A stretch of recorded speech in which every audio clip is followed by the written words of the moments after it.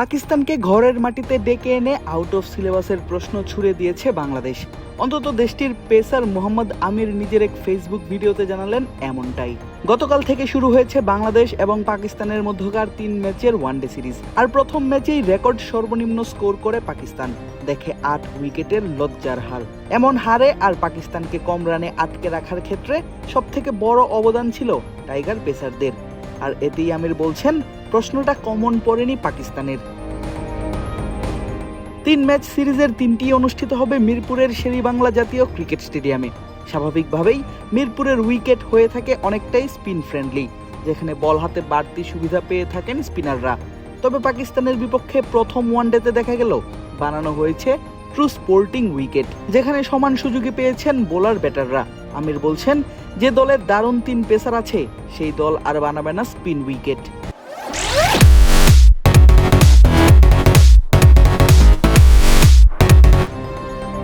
আপনারা একটা জিনিস খেয়াল করেছেন, বাংলাদেশ আমাদের সঙ্গে স্মার্টলি খেলেছে।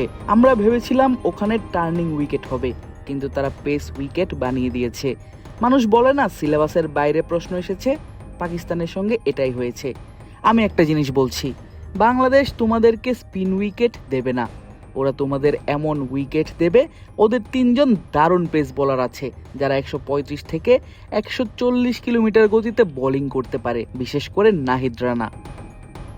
বাংলাদেশের বোলাররা বেশ ভালো করলেও পাকিস্তানকে মাত্র 114 রানে আটকে রাখার কৃতিত্বের সিংহভাগই যাবে পেসার নাহিদ রানার দখলে। কেননা বল হাতে একাই নাহিদ রানা শিকার করেছেন 5টি উইকেট।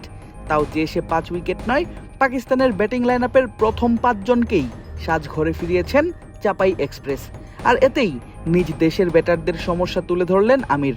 বললেন পাক ব্যাটাররা ভয় পায় দ্রুতগতির বল মোকাবেলা করতে।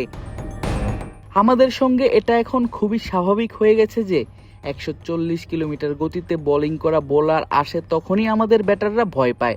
আপনারা আজও দেখেছেন একজনই গতিময় বোলার ছিল যে নিয়মিত 140 কিলোমিটার গতিতে বোলিং করছিল, সেই 5 জনকে আউট করেছে।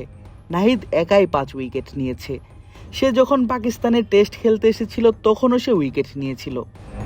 শুধু যে ব্যাটারদের সমালোচনা করেছেন পাকিস্তানের এই পেসার এমনটা নয়, সমান সমালোচনা করেছেন বোলারদেরও। অবশ্য সেটাই তো স্বাভাবিক, কেননা পাকিস্তান যেখানে 114 রান করতে গিয়ে হারিয়েছে নিজেদের সবগুলো উইকেট, সেখানে বাংলাদেশ ম্যাচটা জিতে যায় 8 উইকেট হাতে রেখে। আমিরের ভয় স্থায়ী সদস্য থেকে পাকিস্তান না আবার আইসিসির সহযোগী সদস্য দেশ হয়ে যায়। বোলিংয়ে দেখুন আমাদেরকে দুমবার মতো করে মেরেছে। যে উইকেটে আমরা 114 রান করেছি সেখানে ওরা 10-12 ওভারেই রান তাড়া করেছে। এটা হয় নাকি? এখন বাংলাদেশের সঙ্গেও আমাদের হারা শুরু হয়ে গেছে। আমার তো ভয় করছে পাকিস্তান না সহযোগী দেশ হয়ে যায়। জানি না আমাদের ক্রিকেট আরো কোন পর্যন্ত যাবে। আফসোস লাগছে, কারণ এমনটা হওয়া উচিত নয়। তবে প্রথম ম্যাচ হারলেও সিরিজে ঘুরে দাঁড়ানোর সুযোগ আছে আমিরের পাকিস্তানের কাছে। সেক্ষেত্রে জিততে হবে বাকি 2টি ওয়ানডে। তবে ঘরের মাঠে নিশ্চয়ই তাদের ছেড়ে কথা বলবে না টাইগাররাও। সিরিজ জয়ের পাশাপাশি করতে চাইবে হোয়াইট ওয়াশটাও। আদিব আশরাফ, ক্রিক ফ্রেন্জি।